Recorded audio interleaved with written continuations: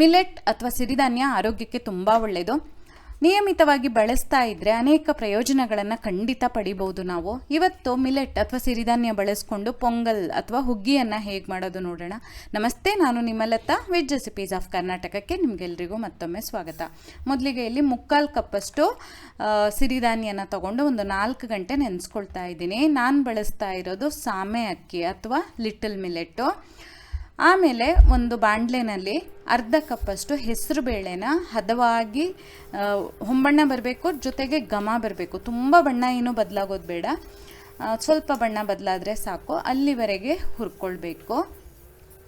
ಇಲ್ಲಿ ಮಿಲೆಟ್ ಅಥವಾ ಸಿರಿಧಾನ್ಯ ನೆನೆದಾಗಿರುತ್ತಲ್ಲ, ಅಂದರೆ ಒಂದು 4 ಗಂಟೆ ನೆನೆಸಿದ್ರೆ ಒಳ್ಳೆಯದು. ನೀವು ರಾತ್ರಿ ಇಡೀ ಬೇಕಾದ್ರೂ ನೆನೆಸ್ಬೋದು. ಟೈಮ್ ಇಲ್ಲ ಅಂದರೆ ಒಂದು ಅರ್ಧ ಗಂಟೆ ಆದರೂ ಖಂಡಿತ ನೆನೆಸಲೇಬೇಕು.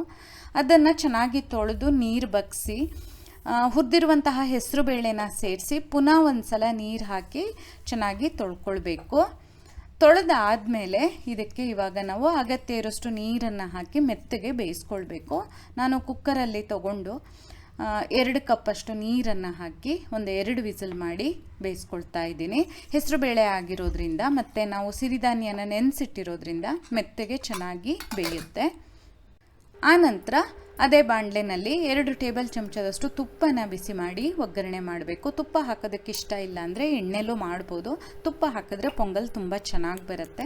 ಆಮೇಲೆ 1/2 ಚಮಚ ಸಾಸಿವೆ, 1 ಚಮಚ ಜೀರಿಗೆ ಹಾಕಿ ಸಾಸಿವೆ ಜೀರಿಗೆ ಚಟಪಟ ಅಂತ ಸಿಡಿದ ಮೇಲೆ ಸಣ್ಣದಾಗಿ ಕತ್ತರಿಸಿರುವಂತಹ ಹಸಿಮೆಣಸಿನಕಾಯಿ, ಗೋಡಂಬಿ ಚೂರುಗಳು, ಕರಿಬೇವು, ಶುಂಠಿ ಹಾಗೂ ಈ ರೀತಿ ತರಿಯಾಗಿ ಜಜ್ಜಿರುವಂತಹ ಕಾಳುಮೆಣಸು ಅಥವಾ ಬ್ಲ್ಯಾಕ್ ಪೆಪ್ಪರ್ ಇವಿಷ್ಟನ್ನು ಹಾಕ್ಕೊಂಡು ಒಗ್ಗರಣೆನ ಮಾಡಬೇಕು. ನೀವೆಲ್ಲದನ್ನು ರೆಡಿ ಇಟ್ಕೊಂಡಿದ್ರೆ ಒಗ್ಗರಣೆನ ಹದವಾಗಿ ಚೆನ್ನಾಗಿ ಮಾಡ್ಕೊಳ್ಳೋದಕ್ಕೆ ಸುಲಭ ಆಗುತ್ತೆ.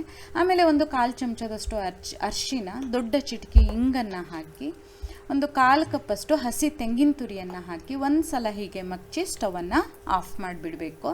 ಇಷ್ಟು ಮಾಡಿದರೆ ಪೊಂಗಲ್ ಅಥವಾ ಹುಗ್ಗಿ ಅನ್ನಕ್ಕೆ ಬೇಕಾಗಿರುವಂತಹ ಒಗ್ಗರಣೆ ತಯಾರಾಗುತ್ತೆ. ಇಲ್ಲಿ ಸಾಮೆ ಅಕ್ಕಿ ಮತ್ತು ಹೆಸರು ಬೇಳೆ ಬೆಂದಾದಮೇಲೆ ಅದನ್ನು ಈ ಒಗ್ಗರಣೆಗೆ ಹಾಕಿ ಅಗತ್ಯ ಇರೋಷ್ಟು ನೀರು ಹಾಕಿ ಚೆನ್ನಾಗಿ ಮಚ್ಚಿ ಕುದಿಸ್ಕೊಳ್ಬೇಕು. ಒಂದು ಕುದಿ ಬಂದರೆ ಸಾಕು. ನಾನು ಜೊತೆಯಲ್ಲೇ ರುಚಿಗೆ ತಕ್ಕ ಹಾಗೆ ಉಪ್ಪನ್ನು ಸೇರಿಸ್ತಾ ಇದ್ದೀನಿ. ಕರ್ನಾಟಕ ಸ್ಟೈಲ್ ಪೊಂಗಲ್ ಅಥವಾ ಹುಗ್ಗಿಯನ್ನು ಈ ಬಿಸಿಬೇಳೆ ಬಾತೆಲ್ಲ ಇರುತ್ತಲ್ಲ ಆ ಕನ್ಸಿಸ್ಟೆನ್ಸಿಯಲ್ಲಿ ಇರುತ್ತೆ, ನಿಮಗೆಲ್ಲ ಗೊತ್ತೇ ಇದೆ. ಸೊ ಹಾಗಾಗಿ ಅದಕ್ಕೆ ಬೇಕಾಗುವಷ್ಟು ನೀರನ್ನು ಹಾಕಿ ಮಚ್ಚಿ ಕುದಿಸ್ಕೊಳ್ಬೇಕಾಗತ್ತೆ. ಇದು ನಿಮಗೆ ರುಚಿಯಲ್ಲಿ ಯಾವ ವ್ಯತ್ಯಾಸನೂ ಅನಿಸೋದಿಲ್ಲ. ಅಕ್ಕಿಯಿಂದ ಪೊಂಗಲ್ ಮಾಡಿದರೆ ಹೇಗಿರುತ್ತೆ ಹಾಗೆ ಅನಿಸುತ್ತೆ, ಆದರೆ ತಿಂದ ಮೇಲೆ ಹೊಟ್ಟೆಗೆ ತುಂಬ ಹಿತ ಅನಿಸುತ್ತೆ. ನಾನು ಆಗಲೇ ಹೇಳ್ದಂಗೆ ಮಿಲೆಟ್ಸ್ ಅಥವಾ ಸಿರಿಧಾನ್ಯದಲ್ಲಿ ಅನೇಕ ಆರೋಗ್ಯಕರ ಅಂಶಗಳಿವೆ. ನೀವೇನಾದರೂ ಗೂಗಲಲ್ಲಿ ಒಂದು ಸಲ ಹೀಗೆ ನೋಡಿದ್ರೆ ನಿಮಗೆ ಗೊತ್ತಾಗುತ್ತೆ, ಅಷ್ಟು ಲಾಭಗಳಿವೆ. ಇಲ್ಲಿ ಕುದ್ದಾದಮೇಲೆ ಸ್ಟವನ್ನು ಆಫ್ ಮಾಡಿ ಒಂದು 1/2 ಚಮಚದಷ್ಟು ಲಿಂಬೆಹಣ್ಣಿನ ರಸನ ಹಾಕ್ಕೊಳ್ತಾ ಇದ್ದೀನಿ. ಅದು ಒಳ್ಳೆ ರುಚಿಯನ್ನು ಕೊಡುತ್ತೆ. ಬಿಸಿ ಬಿಸಿಯಾಗಿ ಬಡಿಸಿದ್ರೆ ಆಯಿತು. ಖಂಡಿತ ಟ್ರೈ ಮಾಡಿ.